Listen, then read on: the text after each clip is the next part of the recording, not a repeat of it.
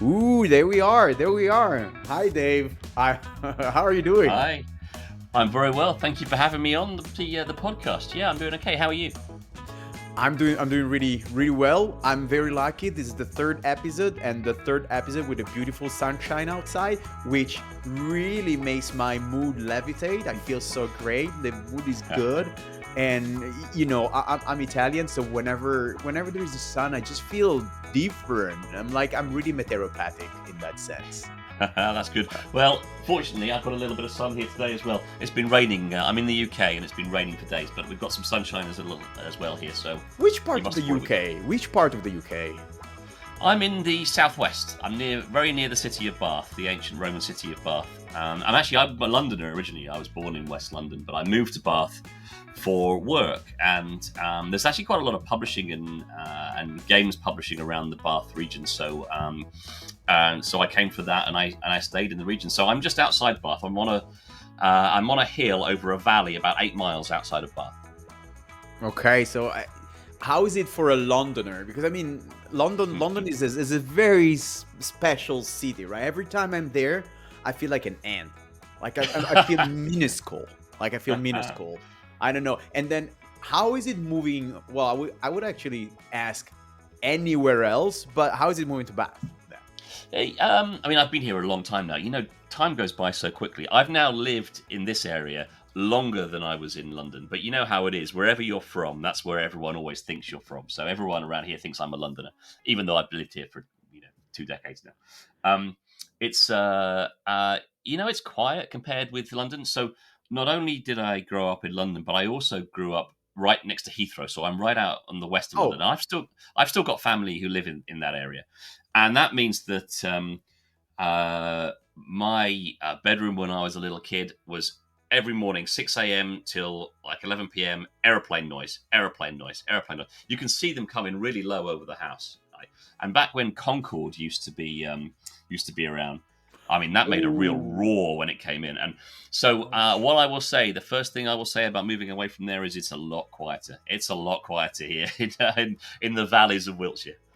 That is something I can relate to because I'm actually on the line because I'm here in Warsaw, and basically a couple of kilometers down there is the airport, right? And Right, I'm right. exactly like all the planes pass like here above my head, and The it's flight path, terrible. Luckily, yeah. there are no Concords anymore, but still, for in the summer when I want to work in my garden, so I bring my laptop there, and every time after 45 minutes I leave because every 5 minutes you have this boo, and it goes on as like at Yeah, the yeah. fifth one, you say, okay, I'm going back inside. So like Right, it exactly where feels it's feels quiet. feels feels bad.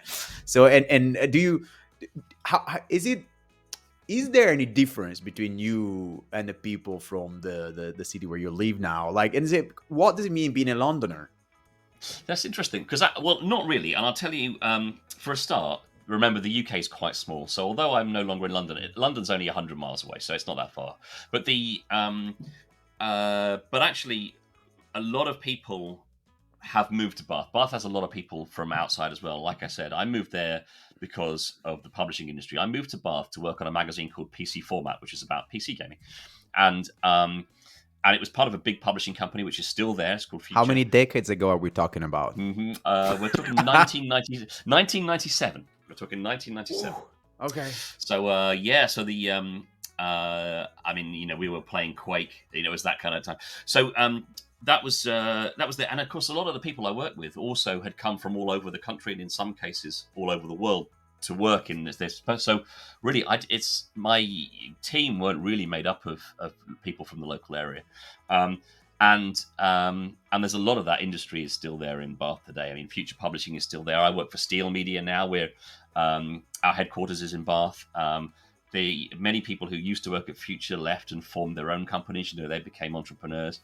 There's some games companies in the area. Fun Games is based not far away, and, Oh, and so there's a lot of people around Bath itself, which is a great tourist destination, by the way. You can go into Bath and you won't hear a local Bath accent because people have travelled from all over. So a lot of the people that I do business with day is to it a little day bit are like also. Brighton or? It's a little bit smaller than Brighton, and it's a little bit. It's inland. So I mean, you've been to Brighton probably for the Develop conference, I imagine in July is there. I like Brighton. Brighton's obviously by the coast. It's by the seaside. Bath is a little bit smaller. It's about an hour away from the coast, and Bath's big attraction is its architecture. It was a Roman city originally, but it got made over in the 18th century, and now it's got these very grand buildings. Did you ever see like a Netflix show called Bridgerton? Anyway, that was all filmed around Bath, and One I, episode. yeah, One. we get a lot of historical drama is filmed in Bath. They filmed that most recent Dracula Hmm. TV movie was filmed around here. There's Okay. I think some of Wonka, the movie that was just in the cinema about the Willy Wonka when he was young. That some of that was filmed in Bath, and then so it's often a filming destination because it's got these very kind of grand stone buildings. Okay, so it's actually a perfect setup for Yeah, movies, a little exactly, bit historical movies. exactly, Okay, exactly. okay, it's interesting. I have to admit I know very little about UK. I don't know, for whatever reason I travel. Well, in the past I was traveling to London often. Right. Now I Yeah. don't anymore. But and it was always London. And then Right. there is only one little window of my past where I was working back in the days at Stronic, and now we had an office in what is it called, where there is the studios, the TV studios outside London. Um, Oh, oh, would you? there's where they record like all the TV shows and oh, I I'm trying to cannot think. Like, there's do. Pinewood Studios, and Pinewood, there's Pinewood, Pinewood. exactly Yeah, yeah, that that's Pinewood yeah, Studio. yeah, It's the one, right? I don't know. yeah, Like I yeah. had it before the moment I started talking, and then it slipped on my mind. And No, Pinewood's very famous. They do a lot of TV and film work there, right? Yeah. a lot of that. And actually, so I stayed there for a full 2 weeks, and that Mhm. was beautiful because I was helping the team there. We had the problem with the game. We didn't manage to launch the game on I think when there was in the PS3, PS4, back in PS3, I think back in the days. So I spent there 2 weeks, and we managed to do that, and it was really nice. Mm. But it was like it was a little bit outside of London, so every morning I had to commute. That was not a problem, and I met Ricky Gervais for the first time in my life. But Oh no way! I David was Brent. not his fan. I was not his fan. So I met him. I remember they said, "Oh, he's very famous." It's like, yeah, okay, Okay. whatever, whatever. Hey, Mr. Yeah, Dave, yeah, number five. exactly. And for me, it was like, Yeah, yeah, and yeah. then like years later, I started becoming his fan, and now I feel like, oh my god! And so we sat at the same table, eating at the Pinewood Studios. There was a canteen, so I sat with Wow. him for 45 minutes, not knowing who he was, and now I regret it. Yeah, how cool. Yeah, that's very exciting. Do you mind me asking whereabouts in Italy are you from originally? Where's your hometown? Torino. So Torino or Torino. Turin is Yeah. in the northwest, very close to France, to the point that our dialect has a lot of French influence. So there is a dialect in that region, and together with Valle d'Aosta, it's called Patois.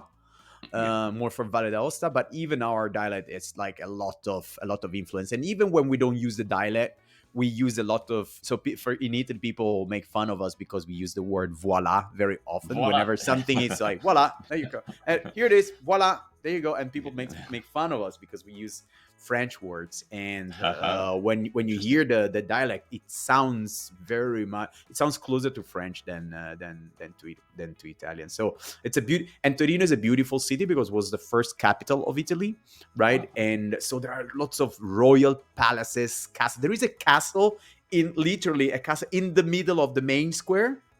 Like, Wow. and you go to the main square, and there is a castle in it, and Amazing. it's really nice. It's really super nice. But we are known to be a little bit stiff. Good. Yes, but just as opposed to the typical Italian cliche of like, "Way, bibidi babidi bee, bidi bo bidi ba, bidi." We are like, known to be a little bit more, like Interesting. yes, like I like to say sophisticated, but they Okay, don't use yeah. that word. But they don't use Hey, that well, word when I'm British, and we're kind of famous for being more stiff by nature. I'm a great lover of France. Actually, I have been to Italy many times, but France is because it's there so you close go. to the UK as well. I've been many times, and I spent some time in Paris. I love that city, and I went to a language school there for a little bit to learn some French. And I remember on my first day, we all had to introduce ourselves, and I said, "I'm from England," je suis anglais kind of thing. And I remember the teacher turned to the class and went, Angleterre, il est très réservé. And I went, well, that's how you think straight away. You've just decided I'm reserved. That's the thing. But I guess that's what we're famous for, right? Il est très réservé. Il est très réservé.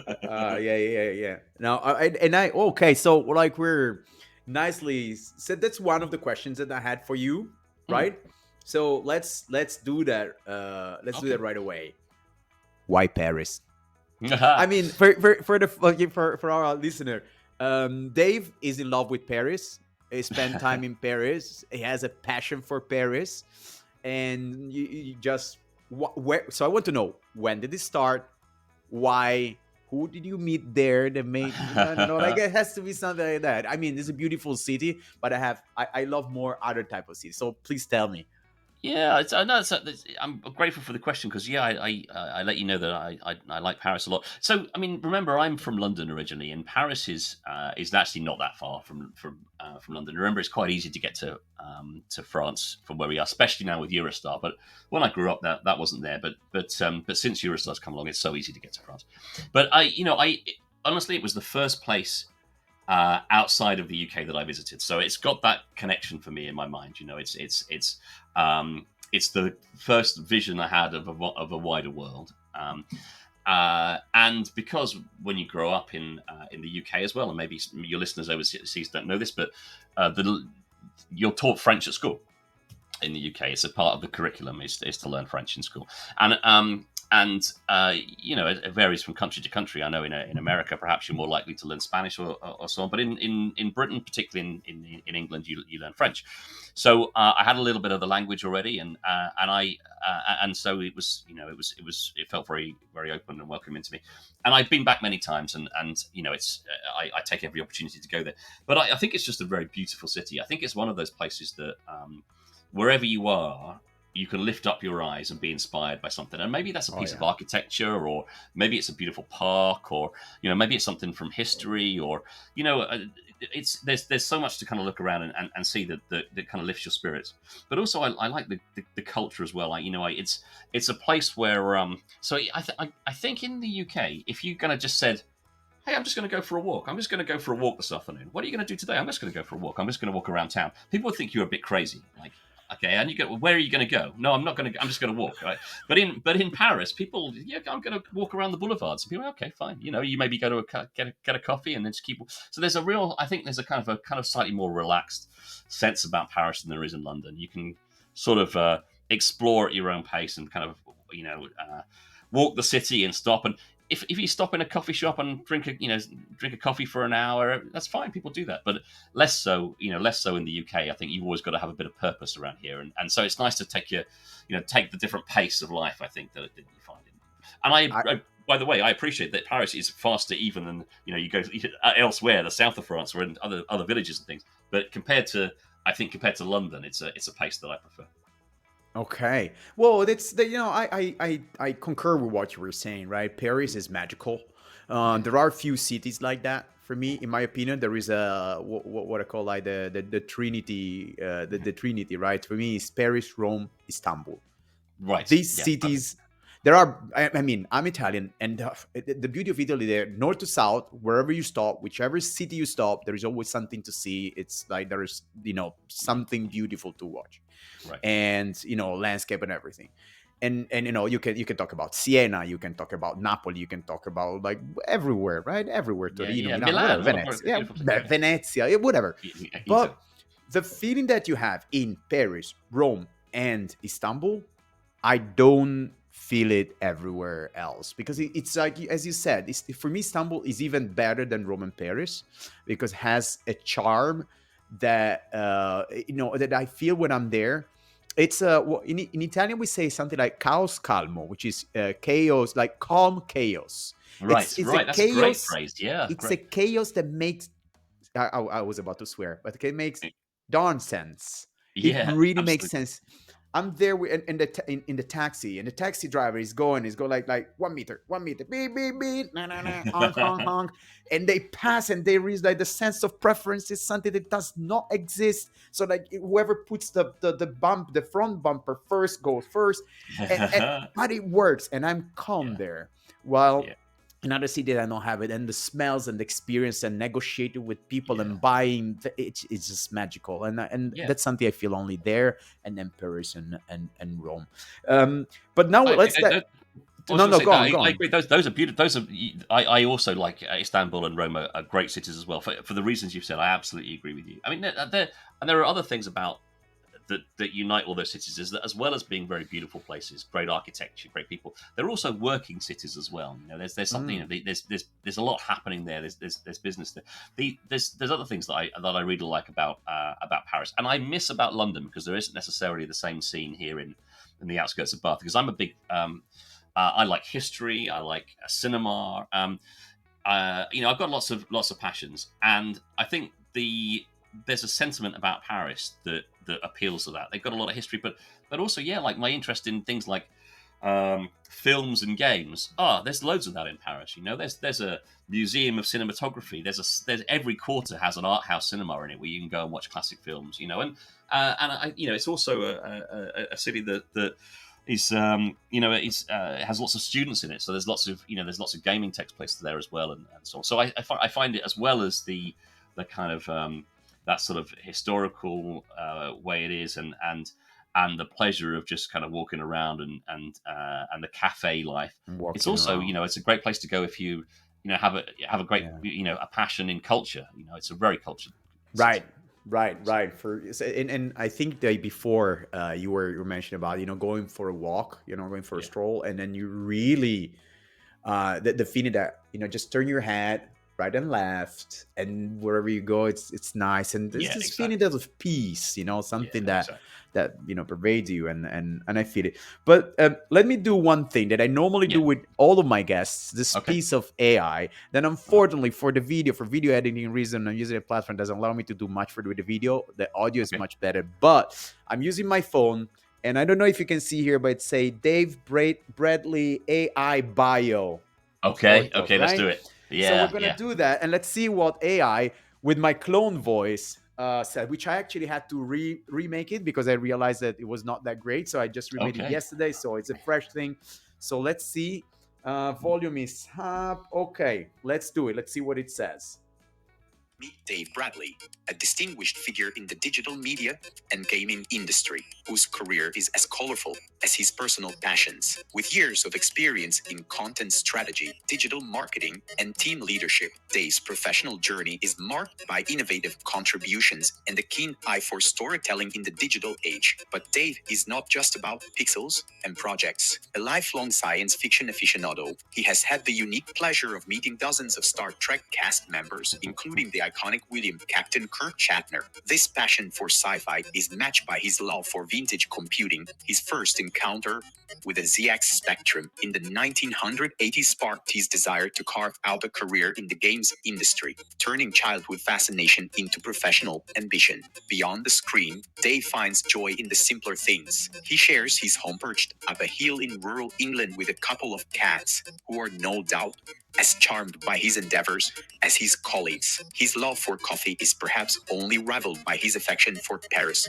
a city that captures his heart as his favorite. Despite his quaint English countryside setting, Dave Bradley's life is a tapestry of professional achievements and personal hobbies, from digital media to the final frontier of space, from the early days of computing to serene moments in Parisian cafes. His story is a reminder of how personal interests shape our professional journeys, making Dave a truly inspiring figure in the industry and beyond. Oh, lovely. So Very cool. Well, I appreciate that. That's it. The final frontier. That's good. Yeah, yeah. Hey, that's a pretty good version of your voice actually that the AI has captured there. yeah, thank you, thank you. I had to, the first version was okay. This one is better. I had to record for more than 1 hour. Mhm. And I did Wow. it with more, more acting style, and so Mhm. like it sounds much better. But it's good, no? It's Yeah, it's very good. Very, very good. Yeah, very good. yeah. God, AI's got crazy good recently. I mean, I'm fascinated by that whole area. I mean, I know that I enjoy history, and as you say, nostalgia is very true. But I do keep my eye on the future, and I think AI is just fascinating what it's been doing this year. Hold your horses, because I think that the AI went already through a couple of things that we heard. So countryside, then we Hmm. heard Paris. We already Mm. like Hmm. touch upon Hmm. that, but there are a couple of questions that I have for you. And so you just say the word AI, so that's something I want to go on that topic a little bit later on. Great.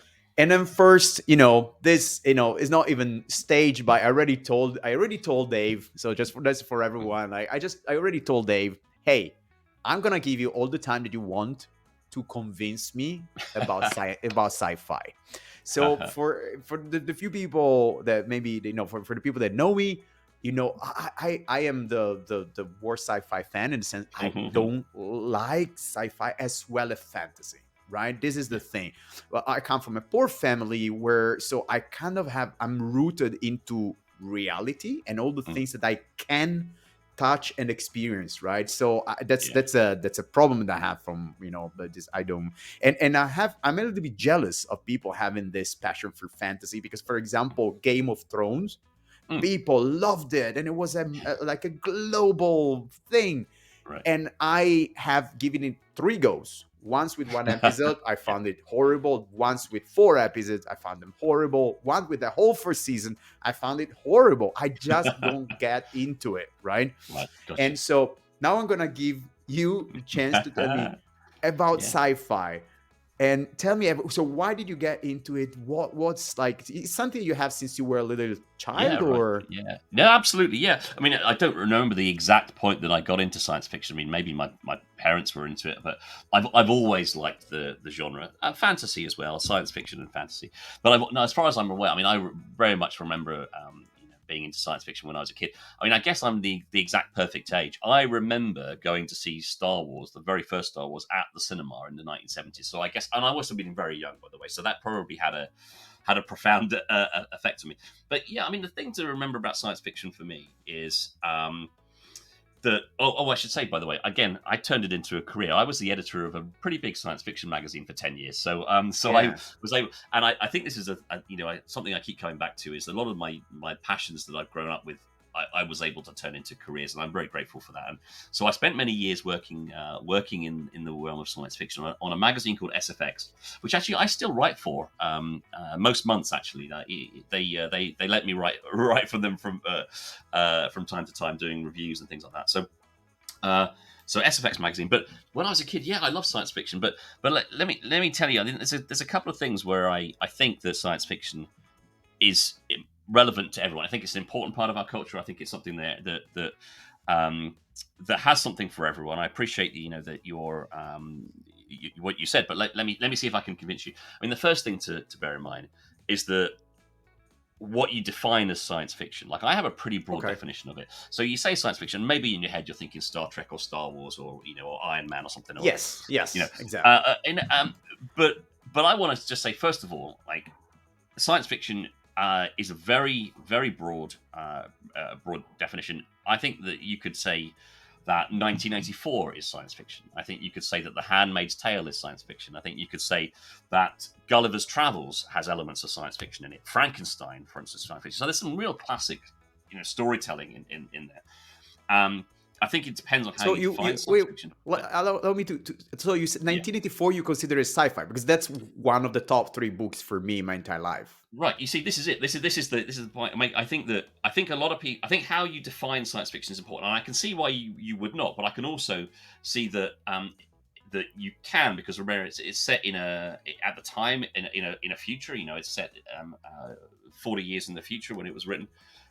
It's a world that is not quite the same. It's extrapolated from where the world are to make a political point, but it's set in the future. They had technology in that story that wasn't available at the time. So you could argue that in many, perhaps not all definitions, but certain categories, you could argue 1984 has some of the definitions of science fiction in it. Okay. But Yeah. but more to the point, I think what's interesting there is that for me, science fiction can be pure escapism, and I don't want to be negative about that. Like, escapism has some value, and I can talk about that too.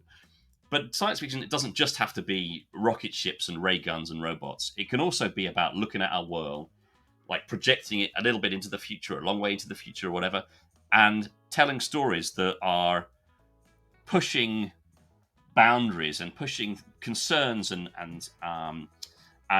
and problems that we have to an extreme in order to explore those topics. And 1984 is a great example. It's an opportunity to look into the future and just see what's how that society might evolve. But equally, the same could be true of The Handmaid's Tale. But then, if you think about it, just taking away from those particular stories, if you wanted to tell a story about loneliness, say, I mean, what could be more lonely than being the last man alive? So once you get into that space, then you're talking about that would probably be pitched to you as a science fiction film, but that's actually like a very human thing, but just like pushed to its extreme in order to tell that story. So I think science fiction is very, very good at that. So even when you have settings and stories and TV shows that are very fantastical, very they're great action stories too. Like let me take Star Trek for instance. Star Trek. I love Star Trek. And it's got some great action scenes in it. It's lots of escapist. There's a sense of wonder, right? And this is all valid. What's escapism? What's escapism? So by escapism? Yeah, so by escapism, I mean it's just a chance to escape your own life. So I think there's okay. I think things like science fiction and fantasy do provide an opportunity for people. Maybe it's just they have a boring job or they have problems at home or whatever, and they go to the cinema and they can just live in in a world of wonder, and they can just escape their own lives for 2 hours and live in the Lord of the Rings or something like video games do as well. Yeah, right. Exactly. It can be a very pleasant fantasy to take you out of your world, and that's what I mean by escapism. But I think it can be. I think that although that has value, I think there's more to it than just that. And Star Trek's a great example of this because, sure, you can have your daily life and you can sit down and for a short period you can be transported to another planet, and what a sense of wonder at the exploration of the universe. And there's maybe some fun action scenes and pew pew, they shoot the phasers at each other. But in that environment, Star Trek was able to tell just incredible, meaningful stories that it would be very hard to tell in something more naturalistic. And I'll give you an example. Remember, Star Trek in the 60s was able to tackle civil rights and racism in a way that was actually really hard to tell let's say in realistic stories. You word realistic because perhaps the censors didn't appreciate it, or perhaps because people would be turned off by that. But then Star Trek comes along and it's on a spaceship, and there's phasers and planets. And Star Trek features the first interracial kiss on American TV between Captain Kirk and Uhura. Really? They pushed the boundary there. Yeah, and that's an incredible thing to do. They had stories about visiting planets where those planets would be under the grip of fascism, or they'd be or they'd have their problems with plague or racism and all these things. And Star Trek could explore those stories in a kind of way that maybe it's always sort of disguised it. Kids will watch the show and kind of go, "Oh, this, it's fun, right? There's spacemen," but it's making some really serious points. And I think that's science fiction can do that very well. And I think we mentioned 1984 there, and perhaps that stretches the definition of science fiction. But great science fiction, is very good at telling these kind of stories and making you think. And even I think I appreciate that it would be hard for me to tell you what if Star Wars had some great metaphor. I don't think it does. I think Star Wars is just kind of fun. But there are plenty of examples of science fiction that does allow you to examine life, I think, in a more profound way. I mean, there's a TV show right now on Apple called For All Mankind, right? And it's about the space race, but it's about the space race, but in a parallel world where Russia got to the moon before America.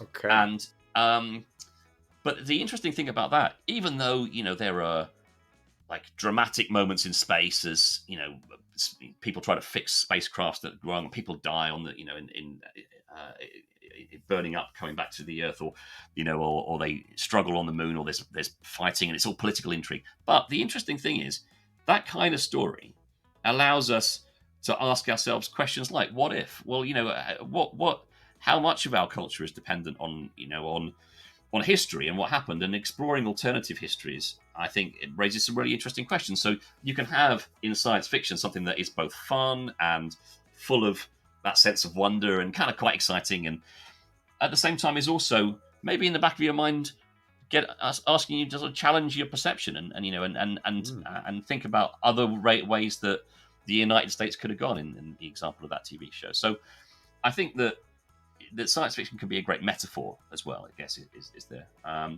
So yeah, I think there's lots to offer. But I do say, I love a good spectacle and a good fantasy for itself, just as something that that's a great escapism. But I think that the argument I would make is that I think I could come up with some examples of science fiction that are telling profound stories and that are challenging, and they're doing it in a way that maybe is illustrated better because it's pushed to the extreme that science fiction allows you to do. There you go.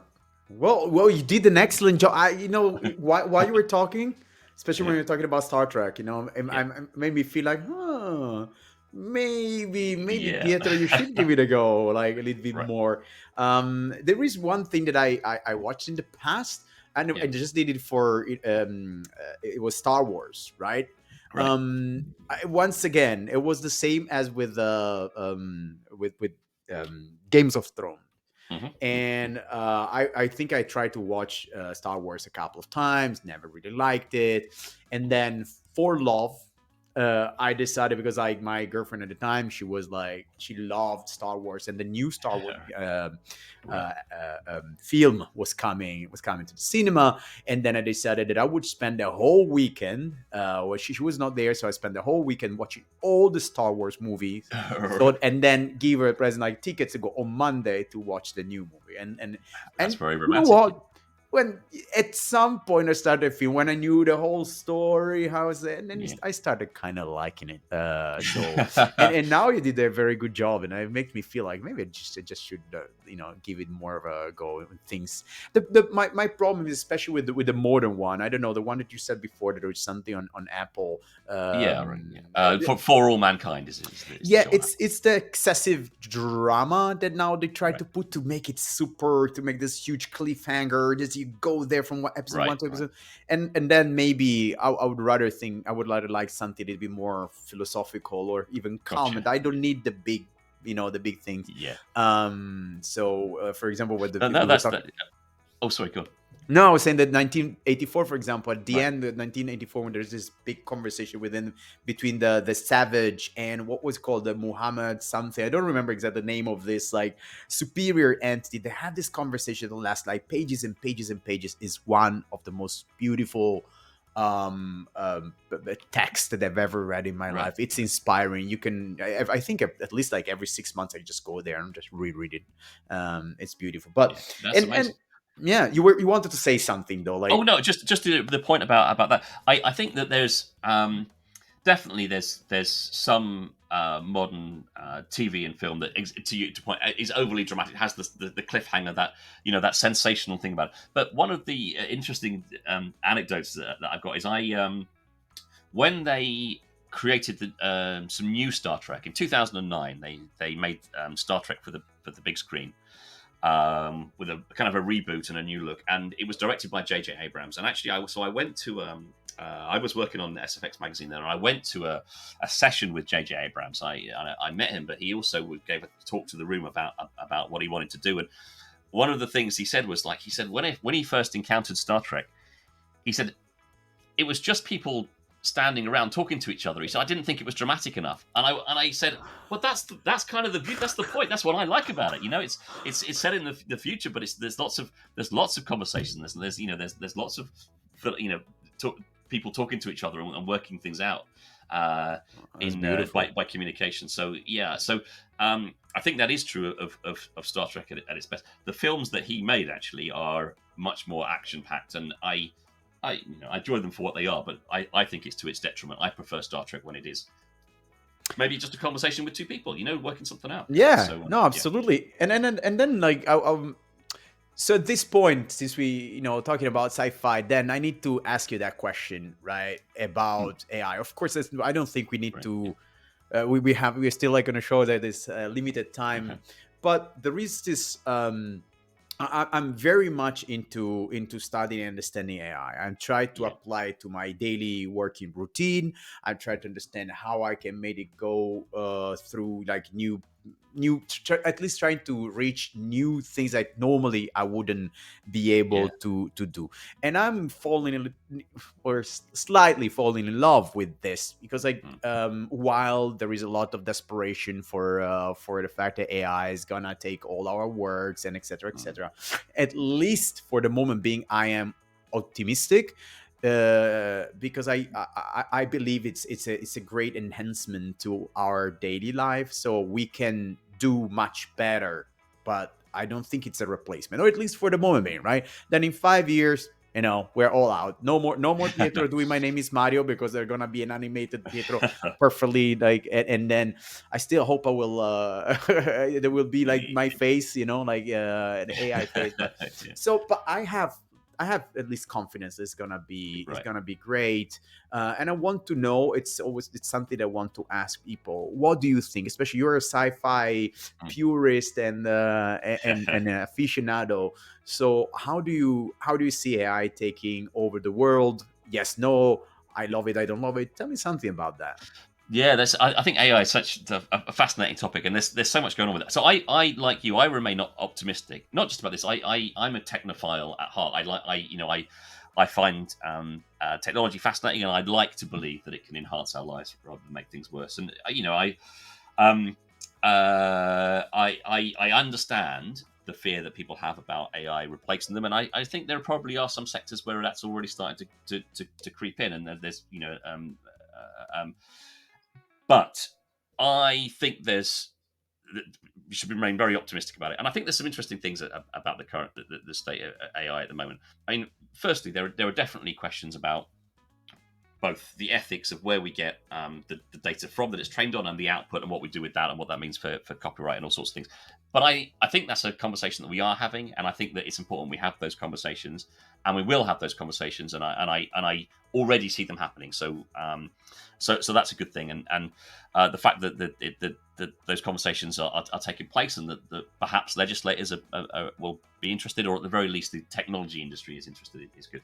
But actually, just fundamentally, just looking at what it is, I think that natural language processing, right, the ability to communicate with our technology using natural informal language, the ability to interrogate our own data conversationally, is very powerful. Right, it's very powerful.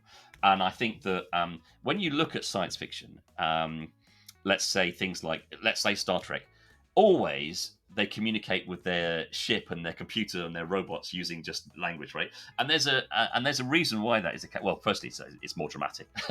It's not fun to watch people type, but but um, but also, there's a reason humans like to communicate that way, and and so I think I absolutely can see a future where we communicate with the tools around us using naturalistic language, and I think that's yeah, it has profound implications for things like accessibility. I mean, I think dyslexia, for instance, is a very real thing, and can be limiting. But the fact that you can communicate with increasingly you can communicate with a computer with your voice, and the computer understands what you want, and it can even format a letter without you even having to type, can be very useful for accessibility reasons. But extrapolating things further, I do read a lot of science fiction, and science fiction likes to predict the end of the world, and that as soon as you develop AI, it's going to be the Terminator, right? And I don't think that's likely. I think that I mean, I don't think it's impossible, but I think that that humans already think about how to align. I think it's a long way off. I don't think that the AI we're talking about now is even remotely sentient. We're talking about a sophisticated spell checker, really. Large language models that are that are good at predicting, very good at predicting. I don't think they're suddenly going to rise up and take over. But also, we're already having those ethical conversations. The fact that we work a lot of these anxieties out in science fiction, and then we have the conversation about technical alignment and so on, is I think very valuable. But yeah, I mean, I should say at Pocket Gamer, we absolutely do not use AI to generate any of our content, right? I should say that, because it's important that I think that that human journalists and human content creators are involved in the process. That's very important to us.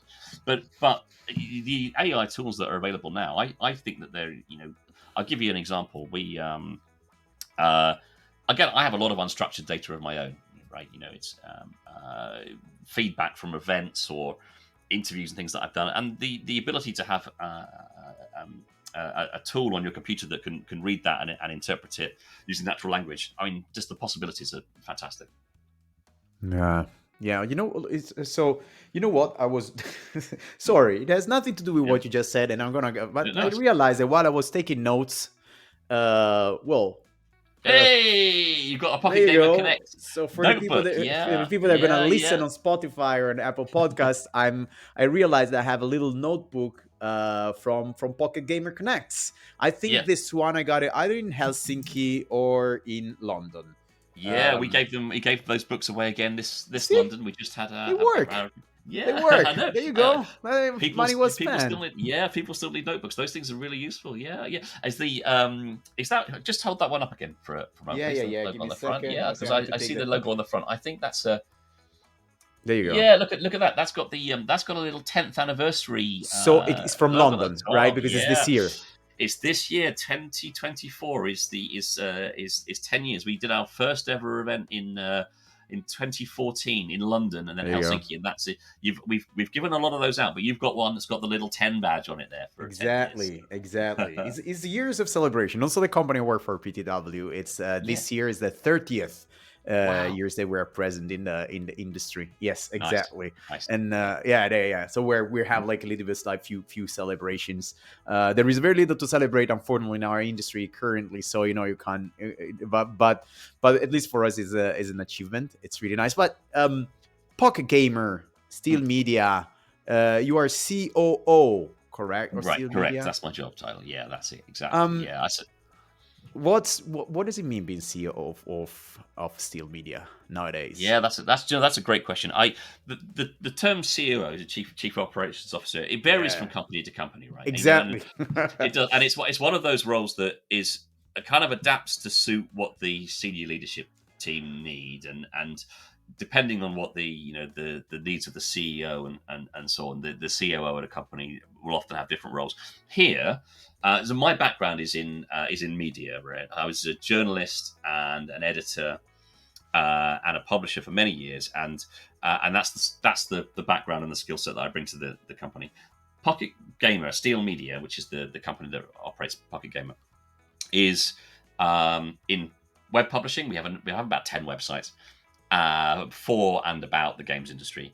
And we run the events, most famously Pocket Gamer Connects, but a couple of other smaller ones. The Mobile Games Awards is ours as well. So we have those. I basically work day to day to help turn the senior team's strategy into tactics, if you like. That's what I do. So make their vision come to life by managing the teams at that level.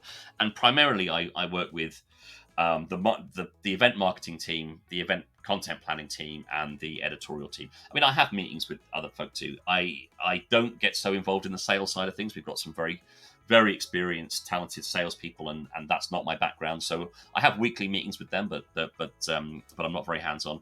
But I spend most of my time working on.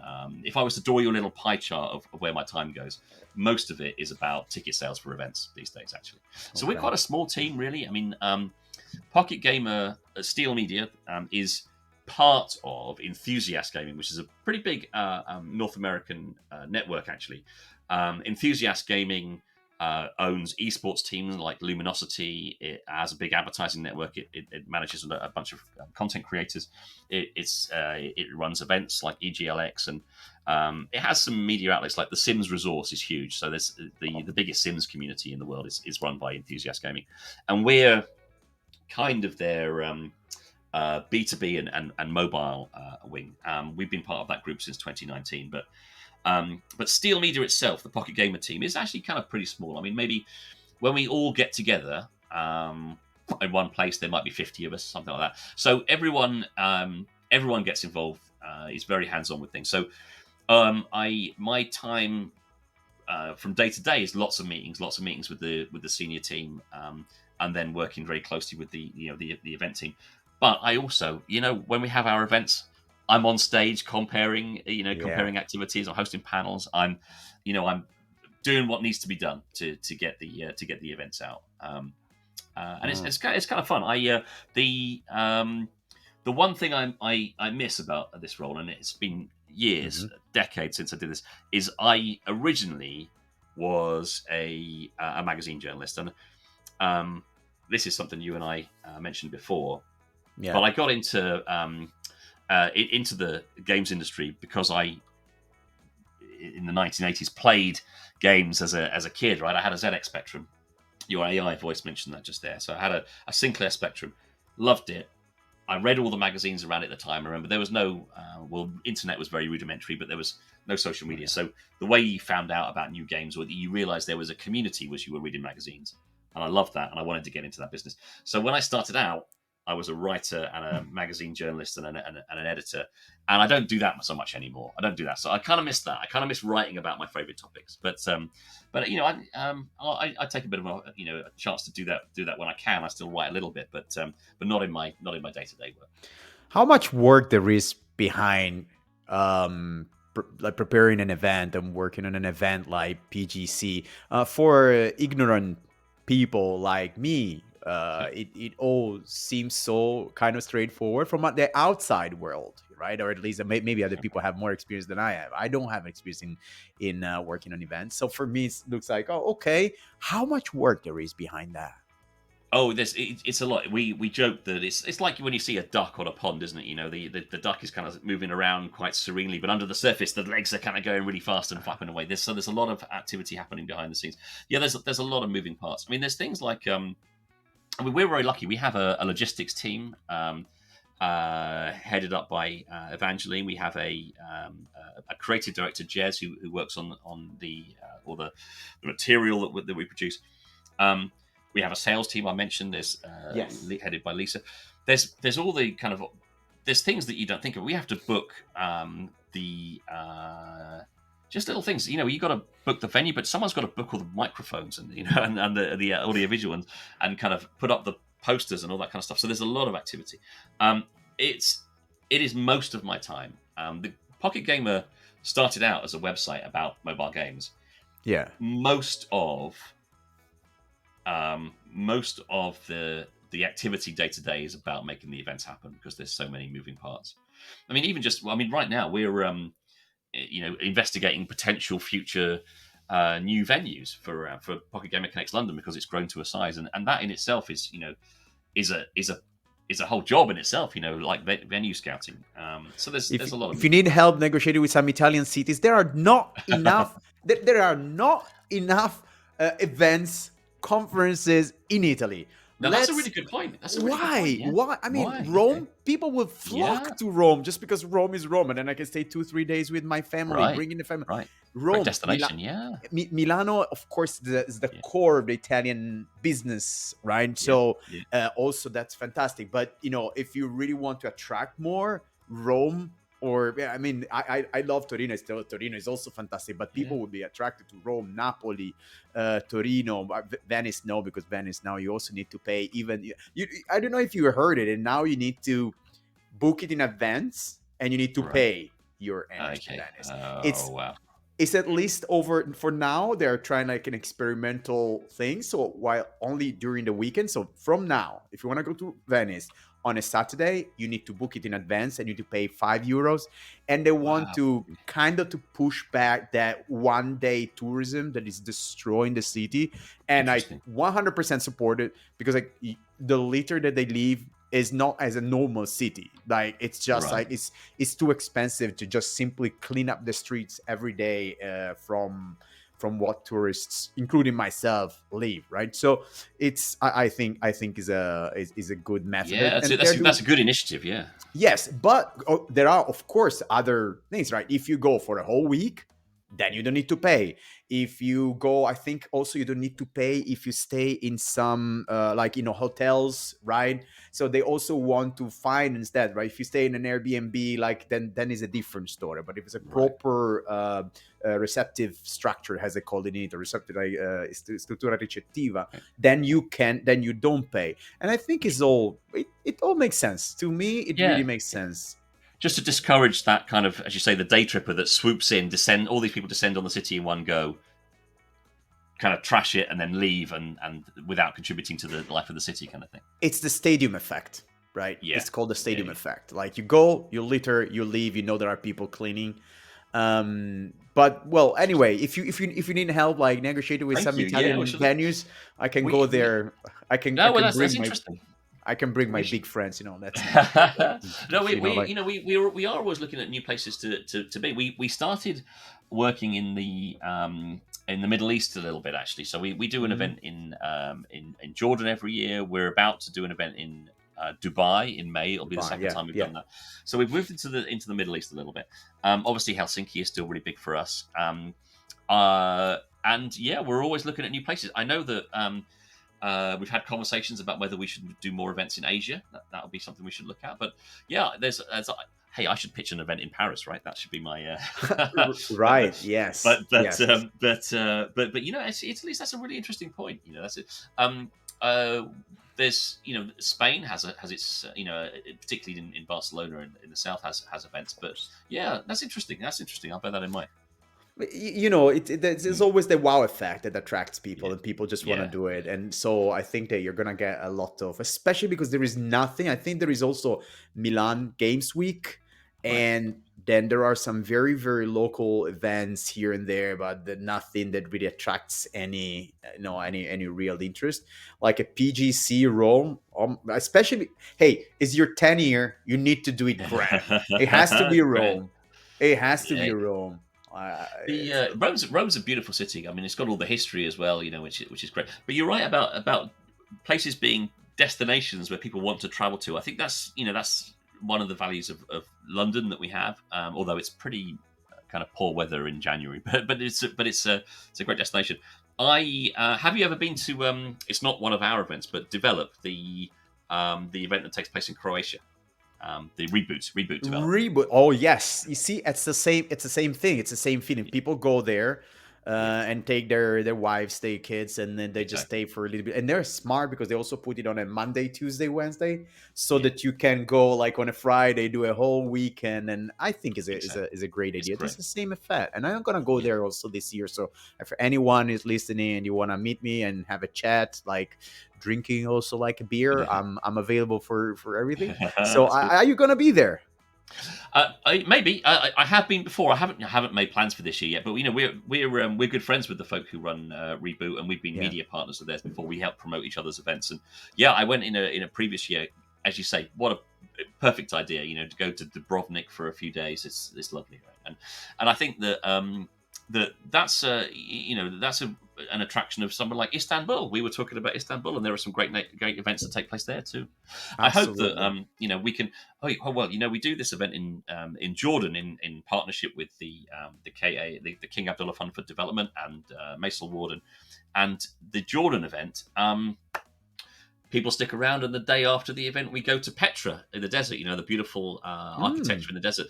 Uh, some people know it from the Indiana Jones movie, but it's the one where it's carved out of the rock face, in the desert. Yeah, yeah. very beautiful. So, and that's a So, chance, and people take the opportunity to come to the conference for a couple of days, do some business, and then, okay, let's have a day on the road and go and see some amazing history.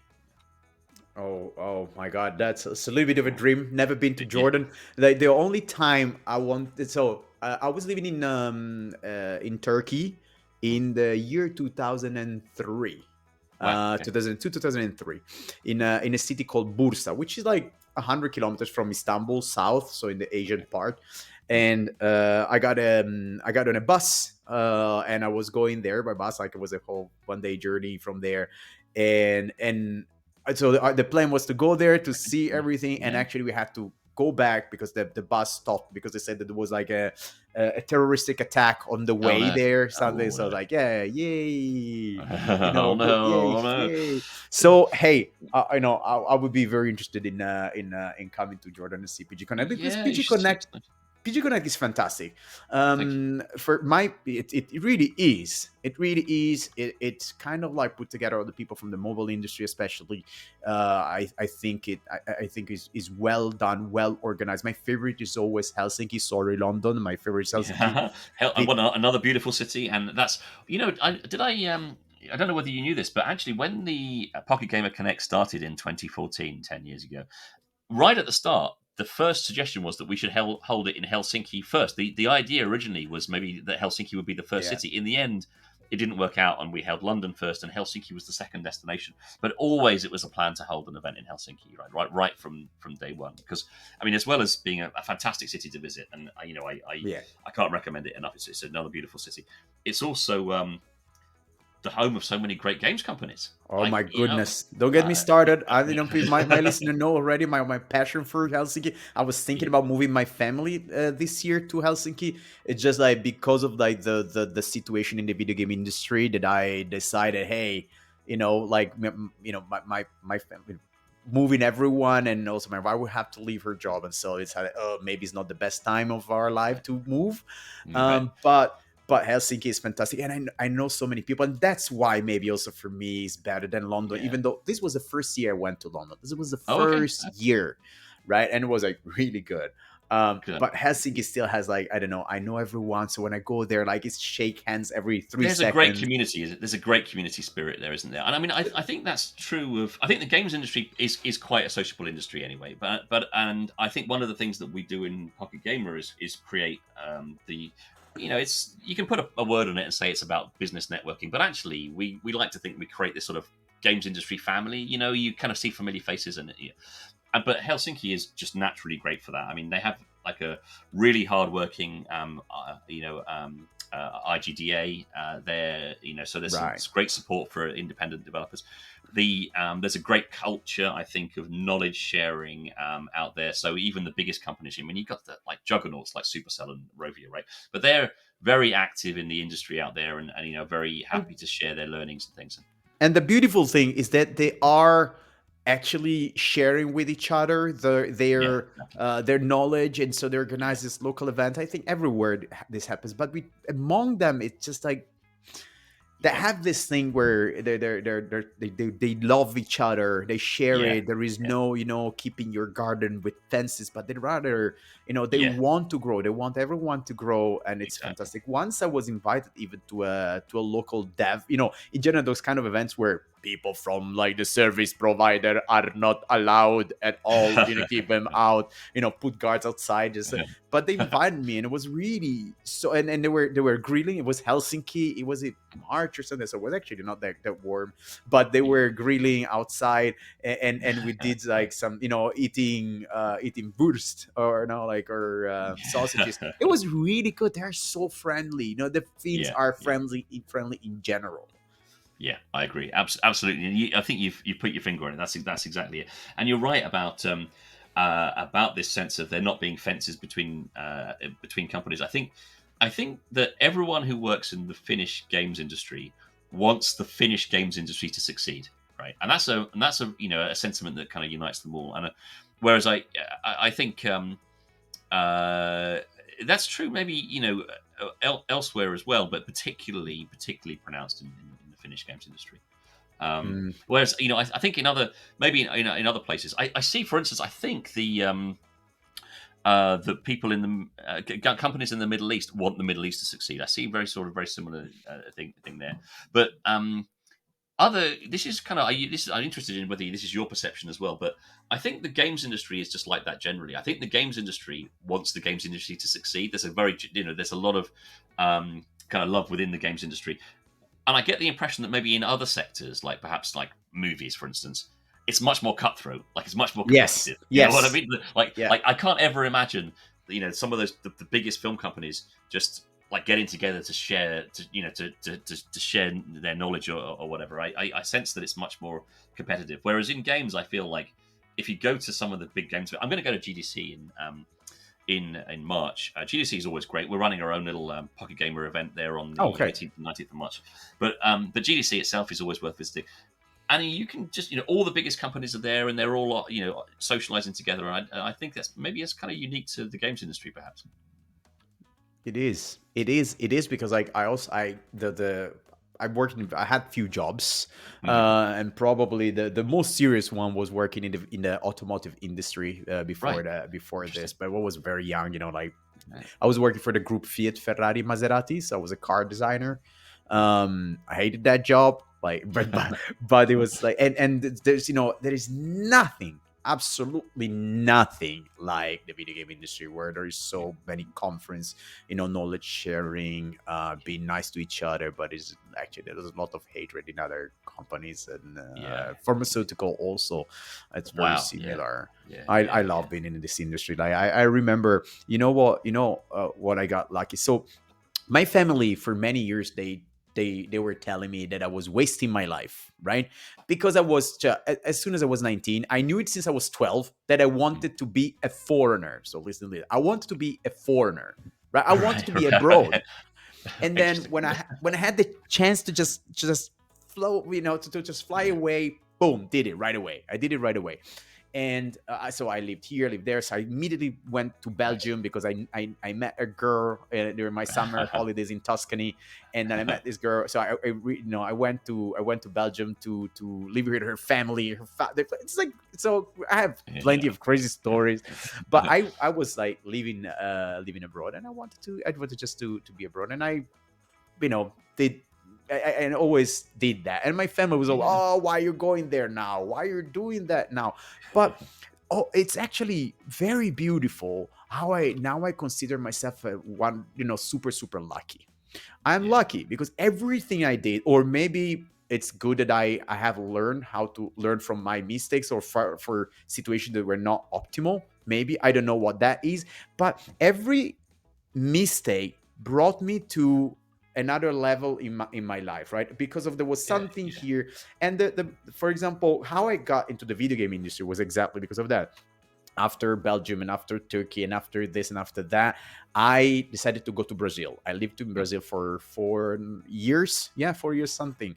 So, Great. and then I decided to come back to Europe, because there it was like, we're still talking about the days where planes were very expensive, if you were buying it. Like, so I started feeling like, damn, if something happens to me, or for people to come here, it Yeah. takes Yeah. forever. Or me, something happens to someone in my family and I want to go there, it's Go gonna home. cost Yeah. me like 3,000 euros at the time to just, or like the 3 million lira, something like whatever. It was Yeah. very expensive.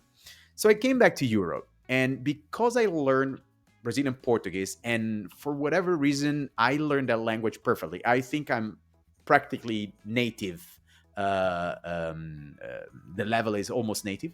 Great. And when I came back, then I remember I was in Chivasso, which is close to Torino, and I passed in front of one of these manpowers agencies, and Mm. I'm just passing in front of it, and I see, like, and it says like, video game tester, and I was like, I probably like in a movie, three more steps, then I was like, huh? I go back three steps back, and I'm like, video games. I've been playing video games since I'm 4. I Yeah. want that.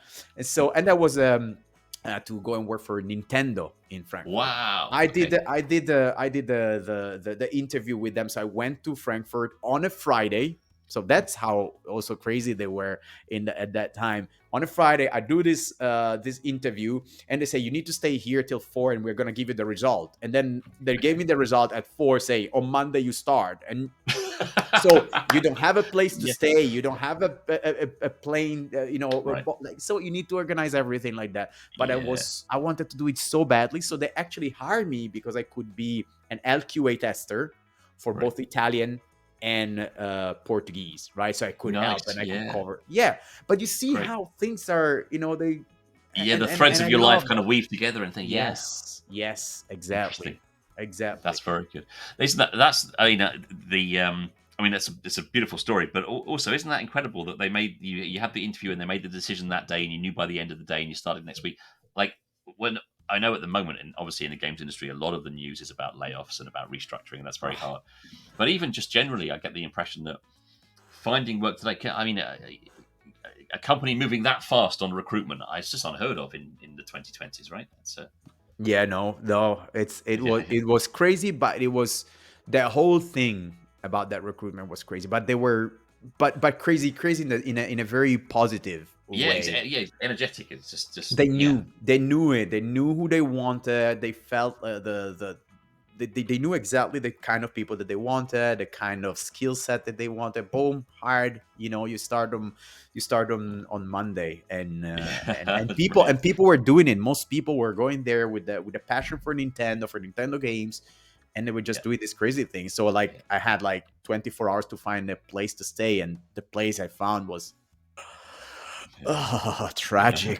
It was a horror show, but it was the only thing I could find. And then in time, I Yeah. fixed it, and I started living with someone else. And then, oh my, the first place was in Frankfurt, but great 2.5 years of my life.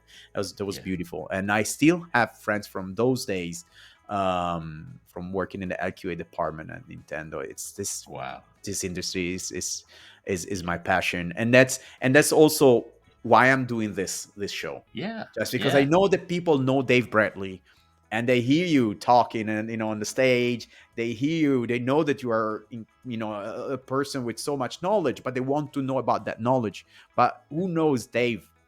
Well, My it's name is what Dave. my name is Dave. What a great idea for a podcast, and chance to talk about people's backgrounds and what motivates them, because it all comes down to why we're here, doesn't it? At the end of the day. Yes, and I also want to do more. There is an idea at the moment, and then that of doing maybe a special episode dedicated to burnout, depression, all those kind of like a little bit taboo topics, but that now more than ever are incredibly actual. And with all these layouts that we're talking about this year, we thought it would have been like a bit better, but is it? I think it's gonna be way worse. The situation is gonna extend till mid 2025. Unfortunately, I was reading an interesting post on LinkedIn. Someone was saying that, but what were we expecting, right? We feasted like Romans, eating Very easy. grapes from like for a couple of Yeah. years during the pandemic, and now we're just paying that price, right? So Yeah. there's gonna last, but I want to, so I'm talking to someone, and probably we're gonna bring on the show, so we're gonna do a episode X about that. And great. it's very dear topic to me, since I had this problem in the past, and I really want to share my stories, other people's stories, and maybe, who knows, maybe it can become even a spin-off where people are available to talk about that topic. But Great idea. Great. yes, Yeah, very thank you, good. Dave. Yeah. Tell Oh, me good luck one with more that. thing. Tell me one Yeah. more thing about your cats. I heard you have cats. Wow, I say Got to- cat. Wait, is that the normal sci-fi and cats? They go hand in hand, or I don't know whether there's a correlation there, but there's a I've got two cats there. They keep me company. They're good fun. They're very cute. They're great. It's nice to have I think it's nice to have pets, and I think it's I know I have friends who have dogs as well, which is great. But I've always been a cat person, and they're good company. Perhaps not so much when they're scratching at the door in the morning to get fed, but but yeah, and they kind of sit on my desk sometimes. They're not here today while we record this, but they very often sit on my desk and kind of keep me company. The one advantage of a cat, because of course with the games industry, I travel a lot. And I think that's great. I was very inspired by what you were saying about the desire to be a foreigner. I love travel. Like, I love to see the world. I think, and the games industry has given me a lot of opportunities to do that. I mean, I would travel anyway, but the games industry has taken me to countries that I never would have get to see otherwise, probably. But the thing is, if you travel, it's very hard to have a dog, say, for instance, or something like this. yeah. But cats can take care of themselves. Like, we have a neighbor who will come in and make sure that they are fed. But a cat, they're very independent, and they'll sleep a lot of the time. So I can go away for 3 days to a conference, and then our neighbor makes sure that they've got food and if they need it. But I can come back and the cat's still in exactly the same spot, and they're fine. So cats are very good if they're very independent if you're a person who has to travel every few days. Dave, you know what? I have the urge, I have the need to meet you in person, and the next time we are at the same event or something, we need to have a chat. It's such an interesting person. It's so good to hear, and you have like most Brits actually, they have this beautiful skill of, they know how to talk a lot. I don't know how they feed you when you're kids, but most Brits, they just talk. It's all the tea. They just talk. It's like, what's so great? You guys are amazing, but it's nice to hear you. I'd love to get together in person, and maybe we'll have a chance to do it in GDC, perhaps, as either that next thing, or. Unfortunately, I won't. Well, unfortunately, actually, I'm kind of happy because I don't like to travel that much across the ocean, because I have problem with the sleeping thing. So then that. But I'm glad not to go. but I will have to go at some point. But I'm sure that we're gonna meet at Helsinki, some of your Helsinki, maybe. yes, Helsinki, exactly. Helsinki There you go. would be There you good. go. But let's stay in touch. I hope this is gonna happen. Hey, Dave, really, was fantastic talking to you. You're a great You too. person. You're a great person. Can I say it? And I don't say just for it, but you're a great person to talk to. I wish I met you Well, you before. too. I appreciate you. Thank you very much for having me on the podcast. It's wonderful to talk to you. And yeah, we could probably talk for hours. So let's do it in person in Helsinki. Okay. So let me say goodbye to all the listener. Thank you very much for joining us today. As you know, Dave is a great person. So I hope that you had fun. I had fun. So I see you next time. Ciao, ciao.